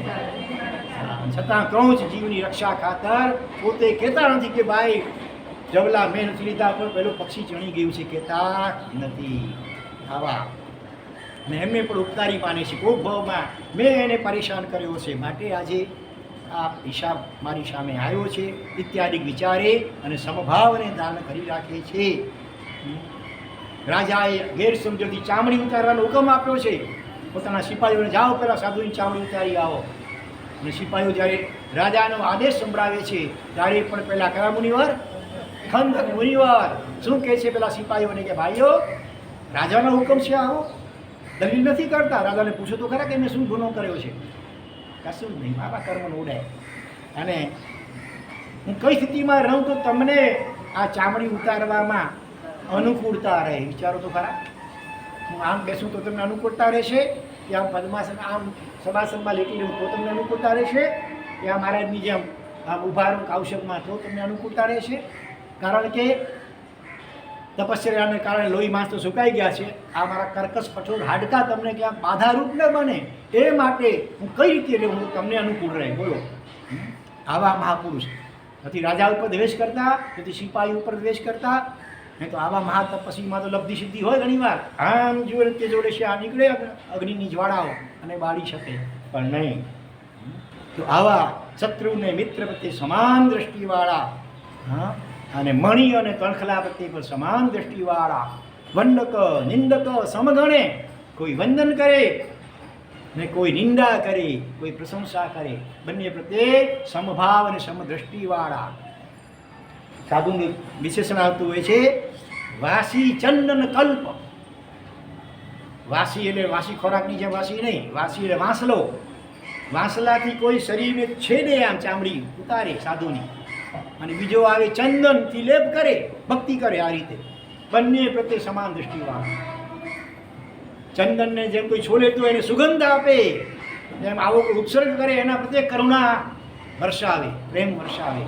આવા મહામુનિવરો હોય છે, એનું આપણે શરણ સ્વીકારીએ. જેઓએ સગળા સંગને જોડી લીધો છે, જેઓ મણી અને કણખલા તેમજ મિત્ર અને શત્રુ પ્રત્યે સમદ્રષ્ટિવાળા છે, જેઓ ધીરતાથી મોક્ષ માર્ગને સાધે છે, એવા હે મુનિ ભગવંતો મને આપનું શરણ હો. વર્તમાન કાળમાં પણ કેટલી આવી ઘટનાઓ બનતી હોય છે. એક મહાત્મા વિહાર કરી જતા હતા, ટ્રકે ટક્કર મારી, પડી ગયા, લોહી લુહાણ થયા, થોડું ફ્રેક્ચર થયું હશે. ટ્રકવાળો થોડો સારો હતો, ઊભો રાખી ઊભો રહી જાય છે, માફી માગે છે. પેલા મહાત્મા કહે છે, નામ શું? ત્રિલોચન સુરી કે શું નામ હતું એમનું? એ કહે છે કે ભાઈ તું હવે એમ કર, જલ્દી અહીંથી ભાગી જા. હમણાં બીજા સાધુ ભગવંતોને મારા શ્રાવકો ભક્તો આવશે તો તમને ક્યાંક હેરાન કરશે, માટે તું જલ્દી અહીંથી ભાગી જા. બોલો એટલી કરુણા. હા, પોતાનો જેમ તેમ ચલાવી ગાડી, એક્સિડન્ટ થઈ ગયું તો પણ એના ઉપર ક્રોધ ગુસ્સો નથી કરતા, એ કટુ વચન નથી સંભળાવતા, એને શિક્ષા નથી કરાવતા, બલકે શિક્ષા ન થાય એ માટે એને જલ્દી ભાગી જવાનું કહે છે. આવા મહાત્માઓ આ કાળમાં પણ છે. ચાલો હવે ત્યાર પછી આપણે આગળ ચોથું શરણું કયું આવશે? હવે કેવલી પ્રરૂપિત ધર્મનું શરણું. જો કેવલ નાણ દિવાજ રેહી તિથય રેહી પન્નતો સબ જગ જીવ હિયો સુતમો હો મમ શરણમ. ધર્મ કયો? દુનિયામાં ઘણા ધર્મ સંપ્રદાયો છે, લગભગ 700 જેટલા કહેવાય છે ધર્મ સંપ્રદાયો છે. હા, પણ એમાં સર્વશ્રેષ્ઠ ધર્મ કયો હોઈ શકે? ભલે દરેક ધર્મોમાં કંઈક ને કંઈક સારું તો હોય જ છે, પણ સર્વાંગીણ જેને કહી શકાય અનુશુદ્ધ એવો ધર્મ કોઈ હોય તો કેવલ જ્ઞાની સર્વજ્ઞ ભગવંતો એ પ્રરૂપેલો હોઈ શકે. છદ્મસ્ત આત્મા, ભલે મહાત્મા હોય, ઘણા ગુણો હોય અને હિત બુદ્ધિથી કંઈ ધર્મની વાતો કરી પણ હોય, પણ છતાં છદ્મસ્ત દશા જ એવી છે કે ક્યાંક ને ક્યાંક તૂટી ખામી ભૂલચૂક રહી જાય. ગૌતમ સ્વામી જેવાથી પણ ઉતાવળમાં બોલી જવાય ને આનંદ શ્રાવકની સામે કે શ્રાવકને આટલું અવધિજ્ઞાન ન હોઈ શકે. એટલે અહીંયા કહે છે કે જે કેવલ જ્ઞાન દિવાય રહી, કેવળ જ્ઞાન રૂપી સૂર્ય સમાન એવા જે તીર્થંકર પરમાત્માઓએ જે ધર્મની પ્રરૂપણા કરી હોય, અને માટે જ સબ જગ જીવ હિયો, જગતના સર્વ જીવો કેન્દ્રથી માંડીને પંચેન્દ્ર સુધીના જીવોને માટે જે હિતકારી, સર્વ જીવોના હિતની, આત્મહિતની જેણે ચિંતા કરી છે, ખરેખર એવા ઉપાયો બતાવ્યા છે, એવો જે કેવલી પ્રવૃત્તિ ધર્મ, જેને માટે બર્નાર્ડ શો જેવો ઇંગ્લેન્ડનો પ્રસિદ્ધ નાટ્યકાર અને ફિલોસોફર, જેણે દુનિયાના મુખ્ય તમામ ધર્મોના ધર્મશાસ્ત્રો, પછી કુરાન હોય કે બાઇબલ હોય કે ભગવદ્ ગીતા વગેરે હોય, કે ધમ્મપદ હોય કે આપણા ભગવદ્ ગીતા હોય, મુખ્ય તમામ ધર્મોના મુખ્ય ગ્રંથોનો જેણે અભ્યાસ કર્યો હતો, એવો ઇંગ્લેન્ડનો સુપ્રસિદ્ધ ફિલોસોફર નાટ્યકાર એ મહાત્મા ગાંધીના સુપુત્ર દેવીદાસ ગાંધી સાથે મુલાકાત થઈ. એટલે વાતચીતમાં એણે પોતાની આવી ભાવના વ્યક્ત કરી હતી કે જો મારી ઈચ્છા પ્રમાણે આવતા જન્મમાં જન્મ લઈ શકું એમ હોઉં તો મારે ઇન્ડિયામાં, ભારતમાં જન્મ લેવો છે, એ પણ જૈન કુળમાં, અને એવી માતાની કુક્ષીએ કે જે હું ગર્ભમાં આવું ને મને એ લાખ નવકારનો જાપ કરે કે રોષગ્રમ કે ભક્તામાનો સ્વાધ્યાય કરે, જન્મ પામતાની સાથે નવકાર સંભળાવે, 40 દિવસનો થાય ને 41મા દિવસથી ભગવાનની પૂજા રોજ કરાવે, વગેરે વગેરે આવા સંસ્કારો નાખે. કેમ કે આ ધર્મ જે કેવો ધર્મ છે કે જેમ કહે છે કે અપ્પાસો પરમપ્પા, દરેક આત્મા એ પરમાત્માનું રો મટીરિયલ છે, કાચો માલ. ફેક્ટરીમાં કાચો માલ નાખો ને સરસ આઈટમો તૈયાર થઈ જાય ને, એવી રીતે દરેક જીવ આજે ભલે કર્મ સંજોગે નરકમાં હોય, નિગોદમાં હોય, પણ દરેકમાં સિદ્ધ પરમાત્મા જેવું શુદ્ધાત્મા બિરાજમાન છે. અને એ આત્માને કેમ પ્રગટ કરવો કે અનુભવો, એનો રસ્તો જે ખરેખર બતાવે છે. ત્યાં મોનોપોલીથી ભગવાન બનવાની, એક જ અલ્લાહ કે એક જ ખુદા કે એક જ ઈશ્વર નહીં, પણ દરેક આત્મા પરમાત્મા બની શકે છે. અને એનો ઉપાય જેમાં બતાવવામાં આવ્યો છે, આવું ધર્મ જ્યાં હોય એવા જૈન કુળમાં મારે જન્મ લેવો છે. બોલો, આ તો કોઈ જૈન નહોતો ને જન્મથી, ઇંગ્લેન્ડની ધરતી ઉપર જન્મેલો, છતાં પણ એણે બધા ધર્મોનો અભ્યાસ કરીને તારવણી આ કાઢી કે ખરેખર કેવડી પ્રવૃત્તિ જૈન ધર્મની તોલે કોઈ આવી શકે એમ નથી. આવો ધર્મ જ્યારે આપણને મહાન મળી ગયો છે આજે મહાપુરુષો, એ કેટલું એનું ગૌરવને ખુમારી હોવી જોઈએ. અને એની આરાધના, ઉપાસના, સાધના માટે આપણે કેટલા કટિબદ્ધ બનવું જોઈએ, વિચાર કરજો. ચાલો, કેવલ જ્ઞાન રૂપી સૂર્યને ધારણ કરનારા તીર્થંકર ભગવંતોએ પ્રરૂપેલા, જગતના સર્વ જીવોના હિતને કરનારા એવા હે જીન ધર્મ, અને તારું શરણ હો. કલ્યાણ કોડી ધરણી જત અનર્થ પ્રબંધાઈ રીતલણી, વન્નિજય જીવ દયા સો ધમ્મો હોવું મે શરણમ. જે ધર્મની અંદર જીવ દયા ની સૂક્ષ્માથી સૂક્ષ્મ વાતો વિસ્તારથી વર્ણવેલી છે, નિગૂઢમાં, કંડમૂળમાં, નીલકુંભમાં, શેવાળમાં, બધામાં અનંત અનંત આત્માઓ રહેલા છે. એક સૂક્ષ્માથી સૂક્ષ્મ શરીરમાં આખું વિશ્વ 14 રાજલો સૂક્ષ્મ કે અતિ સૂક્ષ્મતમ ગોલાઓથી ભરપૂર છે, જે માઇક્રોસ્કોપથી ન દેખાય એટલા સૂક્ષ્મ ગોલા. એક એક ગોલામાં અસંખ્ય સૂક્ષ્મ શરીરો, અને એક એક શરીરની અંદર અનંત આત્માઓ રહેલા છે. આવું સૂક્ષ્મ જ્યાં નિરૂપણ છે. અને એવા પૃથ્વીકાય, અપકાય, દેવકાય, વાયુકાય, વનસ્પતિકાય વગેરે સૂક્ષ્મ નાના નાના જીવો, એની પણ રક્ષા કેવી રીતે કરી શકાય, એને માટે જૈનાના એવા સુંદર ઉપાયો બતાવ્યા છે. 5 સમિતિઓનું પાલન વગેરે જેમાં બતાવ્યું છે. અને જીવ દયા એટલે કેવી છે? બીજાની દયા નહીં, પોતાના આત્મા ઉપર ઉપકાર કરવાનો છે એમાં તો, બરોબર ને? ત્યાંથી એવું જબરદસ્ત પુણ્યાનુબંધી પુણ્યોપાર્જન થાય કે બીજા ભવોમાં આપણું શરીર છેવટ સુધી તંદુરસ્ત રહે.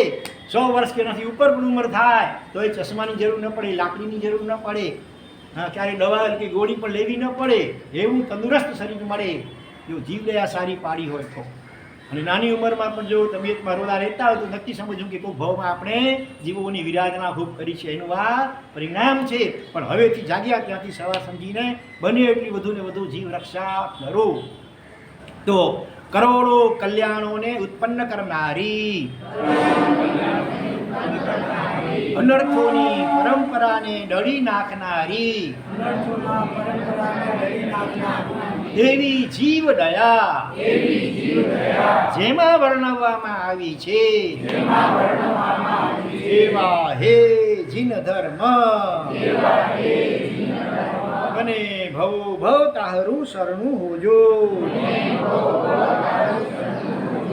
અરે ધર્મ કે જે ભવ ભવની વાત ભલે કરે, પણ પેલા આ ભવમાં મોકો મળ્યો છે એને પેલા સારી રીતે સાચવી લે, પછી ભવની વાત તારી યોગ્ય ગણાશે. જો પાવ ભરુકંતમ જીવમ ભીમમ નિકુગઈ કુવમી, ધારે ઈ નિવડમાણમ સો ધમ્મો હો મે શરણમ. ધર્મ શબ્દની વ્યુત્પત્તિ બતાવી છે. ધર્મ એટલે જે ધારી રાખે, આમ પકડી રાખે, આપણે ચીલી લે, બચાવી લે. શેમાંથી બચાવી લે? તો કે કુગઈ કુવમી, ભીમ ભયંકર એવો દુર્ગતિ રૂપી કૂવો, એમાં પડી રહેલા પાપના કારણે, પાપથી ભારે બનેલો આપણો આત્મા દુર્ગતિ, નરકની ગોડાડી એ રૂપી જે કૂવો ઊંડો એમાં પડી રહ્યો છે, પણ એને ધારી રાખે છે અધવચ્ચે, અને સદગતિમાં સ્થાપન કરે છે પાછું. કેવા કેવા દ્રઢ પ્રહારી જેવા ડાકુ એક થોડી ક્ષણોમાં જેણે 4 હત્યાઓ કરી નાખી હતી, સ્ત્રી હત્યા, ગર્ભ હત્યા, ગૌ હત્યા અને બ્રહ્મ હત્યા. એવા દ્રઢ પ્રહારીને પણ માત્ર 6 મહિનામાં કેવળ જ્ઞાન પ્રમાણીને મોક્ષે પહોંચાડી દીધો. હા, જેણે અનેક ડાકુગીરી કરી હતી, ખૂનો ધાડપાડો લૂંટફાટો કરી હતી, એવા ચિલાતી પુત્રને પણ જેણે માત્ર ઉપશમ, વિવેક અને સંમત આવા 3 શબ્દો ચારણ મુનિવર દ્વારા સંભળાવીને એને પણ મોક્ષગામી બનાવી દીધો 2.5 દિવસની અંદર. અને એવી જ રીતે અસંખ્ય જીવોને બાળીને ભસ્મીભૂત કરી નાખ્યા હતા, જેના આખા જંગલને ખેરાણ મેદાન કરી નાખ્યું હતું. એવું કોણ? ચંડ કૌશિક નાગ. હા, એને પણ ક્યાં પહોંચાડી દીધો? 8મા વૈમાનિક દેવલોકમાં પહોંચાડી દીધો. બોલે જ ભાવને અંતે.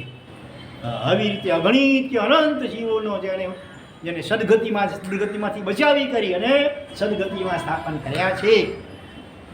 તો એવો ધર્મ એનું શરણ લઈએ, જે પાપના ભારથી ભારે થયેલા જીવને કુગતિ રૂપી કુવામાં પડતા ધારણ કરી રાખે છે. એવા હે જીન ધર્મ, અને આ ભવમાં પણ અને ભવિષ્યના જેટલા ભવ થવાના હોય દરેકમાં પણ મને તાહરું શરણું હોજો. છેલ્લી ગાથા સગ્ગાપ વગ્ગપુર મગ્ગ લગ્ગ લોહાણ સત્થવા હોજો ભવ અડઈ વિલંગણ કમો સો ધમ્મો મે શરણમ. સાર્થવાહની ઉપમા આપવામાં આવે છે ધર્મને. સાર્થવાહ એટલે વેપારીઓનો નાયક. પહેલાંના કાળમાં વેપાર કરવા માટે જ્યારે જતા ત્યારે આ બધા વાહનોના સાધનો નહોતા, જંગલોમાંથી પસાર થવું પડે. બધા પોઠિયાઓ હોય, બળદો વગેરે કે બળદગાડા વગેરેમાં માલ સામાન લાડ્યો હોય, જંગલમાં ચોર ડાકુ લૂંટારાનો ભય હોય, એક જ લોકલ કોઈ વેપારી જઈ ન શકે, ત્યારે ઘણા બધા વેપારીઓ ભેગા થાય, એમાં કોઈક સાર્થવાહ બને મોટો વેપારી, અને એ બધાને ભેગા કરે અને રક્ષણની જવાબદારી એ સ્વીકારે બધાની. એવી રીતે બધા સિપાહીઓ વગેરે ગોઠવે, એને સાર્થવાહ કહેવાય. જે જંગલમાંથી પાર પમાડી સામે નગરમાં આપણને એમ તેમ પહોંચાડે. એવી રીતે આ સંસાર પણ મોટો મહા જંગલ છે, ભયંકર. અને આપણને જવું છે સ્વર્ગ અને મોક્ષમાં. મુખ્યત્વે તો મોક્ષમાં જવું છે, પણ રસ્તામાં રાગ, દ્વેષ, મોહ, કામ, ક્રોધ, લોભ આ બધા ડાકુ લૂંટારાઓ પડ્યા છે બધા. એમાંથી આપણું રક્ષણ કરે છે અને હેમ ખેમ મોક્ષ માર્ગ શિવપુરમાં પહોંચાડે. એવા સાર્થવાહ કોણ છે? કેવલી પ્રરૂપિત ધર્મ. માટે એનું શરણ સ્વીકારીએ. સ્વર્ગ અને મોક્ષરૂપ નગરના માર્ગે લાગેલા લોકોને જે સાર્થવાહ સમાન છે, જે ભવ અટવીને ઓળંગવામાં સમર્થ છે,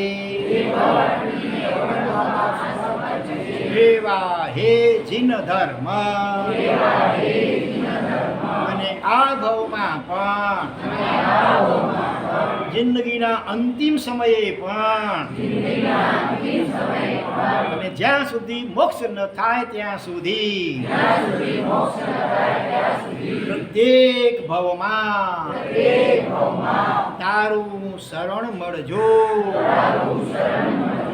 જો ભાવથી આ પ્રાર્થના કરીશું અને આ ભવમાં આપણને જે આ 4 શરણની તક મળી છે એનું યથાશક્તિ સારી રીતે નિયમિત રીતે એની ઉપાસના, આરાધના અને ભક્તિ કરીશું તો એવું વિશિષ્ટ પુણ્યાનુબંધી પુણ્યોપાર્જન થશે કે જેથી કરીને તો અલ્પ ભવમાં મોક્ષગામી બની જઈએ. વળી ન થાય ત્યાં સુધી પણ દરેક ભવમાં વળી પાછા અરિયંત સિદ્ધ સાધુ અને ધર્મનું શરણ આપણને મળતું રહે.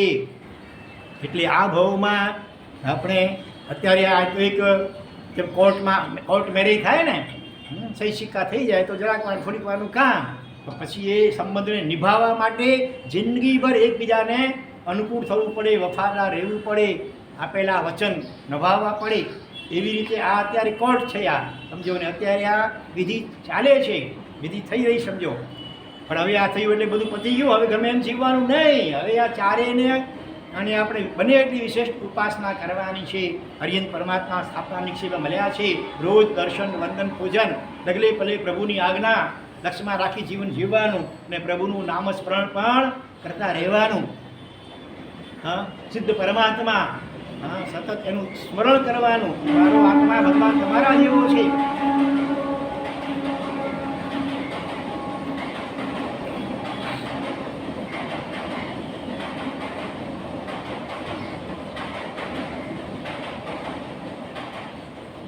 એક આત્મા જ્યારે મોક્ષમાં જાય ત્યારે એક આત્મા સૂક્ષ્મ નિગોડમાંથી બહાર આવે વ્યવહાર રાશિમાં.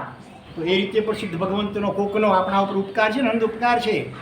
અને એ ઋણ ત્યારે જ અદા થઈ શકે કે આપણે એવી સાધના કરીએ કે જલ્દી જલ્દી સિદ્ધ દશાને પ્રાપ્ત કરીએ તો કોઈક બીજા જીવનો પણ ચાન્સ લાગે સૂક્ષ્મ નિગોડમાંથી બહાર નીકળવામાં.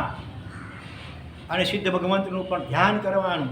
સિદ્ધ ભગવંતો કરતા કાંઈ નથી, શરણ સ્વીકારીશું તો કાંઈ એ કંઈ કરવાના નથી. એમ તો હરિ ભગવાન કંઈ કરતા કાંઈ નથી, છતાં થાય ઘણું બધું છે અને સરળથી. આજ તો વિશેષતા છે, સૂર્યને કરવું કશું ન પડે, પણ જે વ્યક્તિ પોતાના ઘરના બારી બારણા ખુલ્લા રાખે એના ઘરનો અંધકાર ઓટોમેટિક સૂર્યપ્રકાશથી દૂર થાય કે નહીં. અને કરવું ન પડે એનું અસ્તિત્વ જ એવું છે કે એનાથી થાય. એમ અરિહંતી સિદ્ધ બને અકર્તા ભાવમાં નિર્વિકલ્પ દશા સમાધિ દશામાં લીન છે. એમને કરવું કશું ન પડે, પણ છતાં જે આત્મા એમનું શરણ સ્વીકારે ભાવથી, હા, ઓટોમેટિક એના રાગ દ્વેષ અજ્ઞાન બધા દૂર થવા લાગી જાય. મોરનું પીછું ચંદનના બગીચામાં રહેલું, કરવું કશું ન પડે, પણ ઓટોમેટિક એના જોઈને એની હાજરી માત્રથી બધા સર્પ બધા હોય તે ભાગવા લાગી જાય. એવી રીતે અરિહંત સિદ્ધને આપણે ભાવથી આપણે અંતરમાં બિરાજમાન કરીએ અને યથાશક્તિ ભક્તિ કરીએ, એનું વંદના કરીએ, નામસ્મરણ કરીએ નવકાર વગેરે દ્વારા, અને એમની આજ્ઞાઓનું યથાશક્ય પાલન કરીએ તો ઓટોમેટિક એ એવું કાર્ય પુણ્યાનુબંધી પુણ્યોપાર્જન થાય કે આપણો આત્મા ઉત્તરોત્તર મોક્ષ તરફ આગળ વધતો જાય. અને સાધુ તત્વ તો પ્રસિદ્ધ આપણા માટે પ્રત્યક્ષ છે, બરાબર ને. ભલે પંચમ કાળ છે, 5 આંગળી સરખી ન હોય કરતમ, છતાં આ કાળમાં પણ આપણે થોડા દિવસ અગાઉ હજી પણ વિચારીશું એકેથી ચડે એવા કેવા અદ્ભુત મહાતપસ્વી ત્યાગી સંયમી જ્ઞાની ધ્યાની મહાપુરુષો સાધુ સાધી ભગવંતો આજે પણ વિદ્યમાન છે આવા ભીષણ કલિકાળ અને પંચમ કાળમાં પણ.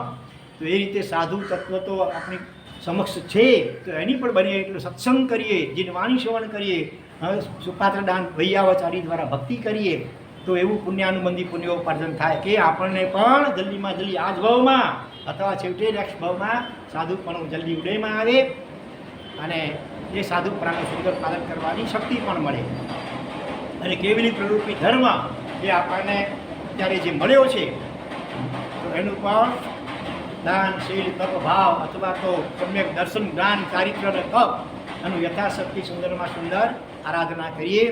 ચાલો હવે છેલ્લે હિન્દી બોલાવવામાં આવે, બધા બોલજો. ચત્તારી મંગલમ, ચત્તારી એટલે 4. અરિહંતા મંગલમ, સિદ્ધા મંગલમ, સાહુ મંગલમ, કેવલી પન્નતો ધમ્મો મંગલમ, ચત્તારી લોગોત્તમા, અરિહંતા લોગો, સિદ્ધા લોગોત્તમા, સાહુ લોગોત્તમા, કેવલી પન્નતો ધમ્મો લોગોત્તમો,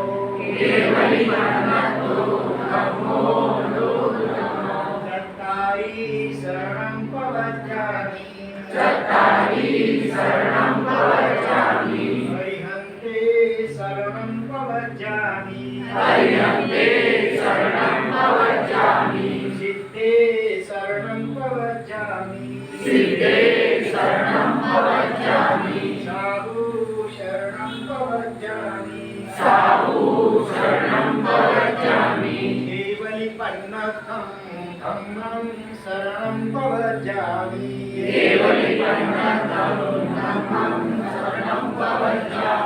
હરિહા શરણં સિદ્ધા શરણં, સાહુ શરણં વરિયે, ધમ્મો શરણં પામી વિનયે જીન આણા શિર ધરીએ હરિહા શરણં મુજને હોજો આત્મ શુદ્ધિ કરવા સિદ્ધા શરણં મુજને હોજો રાગ દ્વેષને હણવા સાહુ શરણં મુજને હોજો સંયમ સુરા બનવા ધમ્મો શરણં મુજને હોજો ભવો દધીથી તરવા મંગલમય ચારેનું શરણું મંગલમય ચારેનું શરણું મંગલમય ચારેનું શરણું સગડી આપના ટાળે જીવન કેરી ડૂબતી નૈયા ભવ જલ પાર ઉતારે હરિયા શરણં સિદ્ધા શરણં હરિયા શરણં સિદ્ધા શરણં હરિયા શરણં સિદ્ધા શરણં સાહુ શરણં વરિયે ધમ્મો શરણં પામી વિનયે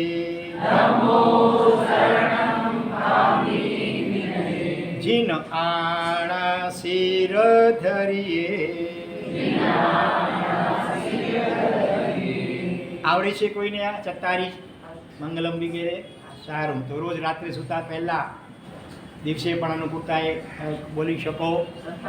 શક્ય હોય તો 3 વાર બોલવાની વાત છે, ઓછામાં ઓછું કમસે કમ છેવટે 1 વાર તો આવડતું તો જરૂર બોલીએ.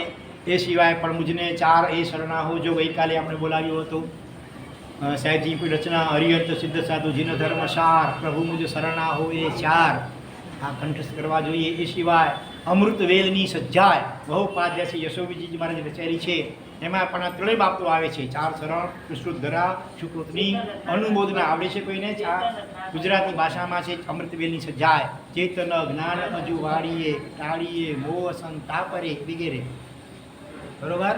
અને તે સિવાય આવું કશું ન આવડતું હોય તો પણ એક એવું સૂત્ર છે બધાને આવડે છે અને એની અંદર પણ 4 શરણ આવી જાય. એવું કયું સૂત્ર? કયો બધાને આવડે છે? નમો હરિહંતાણ નમો સિદ્ધાણ નવકાર મહામંત્ર. આ નમસ્કાર એટલે શરણાગતિનું સૂચક છે. નમસ્કાર એટલે શરણું સ્વીકારું છું, નમસ્કાર કરું છું. બરોબર ને? તો એમાં 3 તો સીધા જ આવી ગયા, હરિહંત સિદ્ધ અને આચાર્ય ઉપાધ્યાય સાધુ અને સાધુ. અને આ નમસ્કાર એ ધર્મનો મુખ્ય પ્રકાર છે, નમન કરવું હરિપંચ પરિમેઠીને. એટલે આમ જોઈએ તો 4 પણ એમાં આવી જાય છે. એટલે બીજું કંઈ ન આવડતું હોય તો નવકાર મહામંત્ર પણ અર્થના ઉપયોગ સાથે રોજ ભાવપૂર્વક એનું સ્મરણ કરો તો એ રીતે પણ આ 4 શરણા સ્વીકારાય છે. અને પંચસૂત્રની અંદર તો આ 4ના 7 વિશેષણો મૂક્યા. હરિહંત ભગવાન કેવા એના 7 વિશેષણ, સિદ્ધના 7, સાધુના 7 વિશેષણ અને કેવલી પ્રરોવેદ ધર્મના પણ 7 વિશેષણો મૂક્યા છે. પણ હવે અથવા હું સંક્ષેપમાં ઝડપથી બોલી જાઉં છું, સમય થઈ રહ્યો છે આપણો. ખાલી એનું સીધું ગુજરાતી બોલી જાઉં છું. યાવત જીવ માટે મને ત્રણલોકના શ્રેષ્ઠ નાથ, હરિયંતના વિશેષણ 7, અનુત્તર પુણ્યના ભંડાર, રાગ દ્વેષ મોહ જેઓના નિર્મૂળ થયા છે એવા અચિંત્ય સુખને આપનારા ચિંતામણી રત્નથી પણ અધિક ભવ સમુદ્રમાં જહાજ સમાન અને એકાંતે શરણ કરવા યોગ્ય એવા હે અરિહંત ભગવંતો મને આપનું શરણ. સિદ્ધ ભગવાનના સાથ છે જેઓના જરા મરણ નાશ પામ્યા છે, કર્મના કલંક જેઓને વેદવાના નથી, જેમની સર્વ પીડાઓ નાશ પામી છે, કે કેવલ જ્ઞાન કેવલ દર્શનને ધારણ કરનારા સિદ્ધિપુર એટલે કે મોક્ષના રહેવાસી અનુપમ શુક્તિ યુક્ત અને સર્વથા કૃતકૃત્ય એવા હે સિદ્ધ ભગવંતો મને આપનું શરણ હો. હવે સાધુનું શરણ સાત વિશેષણ દ્વારા પ્રશાંત અને ગંભીર આશયવાળા, સાવધ્ય યોગથી વિરામ પામેલા, 5 પ્રકારના આચારને જાણનારા, પરોપકારમાં રક્ત, કમળ વગેરેની ઉપમા વાળા, ધ્યાન અને અધ્યયનમાં રક્ત અને વિશુદ્ધમાન ભાવવાળા એવા હે સાધુ ભગવંતો મને આપનો શરણ હો. અને હવે કેવલી પ્રવૃત્તિ ધર્મના 7 વિશેષણ. સુર અસુરોને મનુષ્યોથી પૂજિત, મોહરૂપી અંધકારને નાશ કરવામાં સૂર્ય સમાન, રાગ દ્વેષરૂપી ઝેરનો નાશ કરવા માટે ગારુડી મંત્ર સમાન, સકલ કલ્યાણનું હેતુભૂત, કર્મરૂપી વનને બાળવા માટે અગ્નિ સમાન, સિદ્ધપણાના સાધક અને કેવલી ભગવંતી પ્રરૂપે એવા હે જીન ધર્મ મને આપનું યાવજીવ શરણ હો. આ રીતે આપણે આ 4 શરણ શિખાની આરાધના 2 દિવસમાં કરી. હવે બીજો વિભાગ આવે છે શેનો? દુષ્કૃત ગરહા. આ જન્મ અને જન્માંતરોમાં જાણી અજાણી મન વચન કાયાથી જે કંઈ દુષ્કૃત્યો એટલે પાપો થયા હોય, કર્યા કરાવ્યા, અનુમોદ્યા હોય એનું વિગતવાર વર્ણન કરવા પૂર્વક 2 દિવસ સુધી ચાલશે. 2 દિવસમાં પૂરું થાય એટલું વિસ્તાર છે, પણ આપણે 2 દિવસમાં પૂરું કરવા પ્રયત્ન કરીશું. આના અનુસંધાનમાં જ કાલેની પરમ દિવસે છેલ્લે ભવના ઉદ્ગલ ઓસીરાવાની વિધિ પણ કરીશું અહીંયા, અને ભવ આલોચનાની પ્રેરણા પણ પ્રાપ્ત કરીશું. શું સોમવાર? હા, પણ આ સોમવારે મૌન નહીં રહે, કાકા આપણી પાસે વચ્ચે દિવસ રહેતા, આમાંથી પછી તરત જ આપણું માસકલ્પ અને નેમિનાથ ભગવાનના 2 કલ્યાણ શરૂ થઈ જાય છે, એટલે ચાલુ રહેશે. સોમવારે પણ આ જ વિષય આપણો આગળ ચાલુ રહેશે. આજે બપોરે આજે ને કાલે 2 દિવસ અને મંગળવારે 3 દિવસ બાળકો માટે શિબિર 3:45 વાગે બાળકોને સમયસર મોકલાવી દેજો. બરાબર? ચાલો. હા, થોડીક સૂચના કે જાહેરાત જે કરી રહ્યા છે રાજેન્દ્રભાઈ સાંભળી લો. 8મ માટે પણ તૈયારી રાખજો.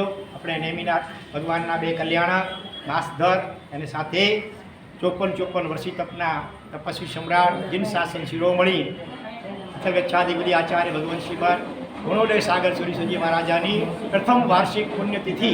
આવા 3 ઉત્તમ નિમિત્તો ભેગા છે, એટલે જેની પણ શક્તિ હોય 8મ તપ કરવા માટે ગઈકાલે 4-5 નામો આવેલા છે. હજી પણ જેમની ભાવના હોય એ નામો લખાવજો. એમની અનુમોદના એક જ પરિવાર આખા ભારતભરમાં જે પણ ભાગ્યશાળીઓ 8મ કરશે બધાની અનુમોદના કચ્છ નાના રતડિયાવાસી માતૃશ્રી દમયંતીબેન મૂરજી હસ્તે એના સુપુત્ર હેમચંદભાઈ એમના તરફથી કરવામાં આવશે. તો હજી પણ જેમને ભાવના હોય નામો લખાવજો.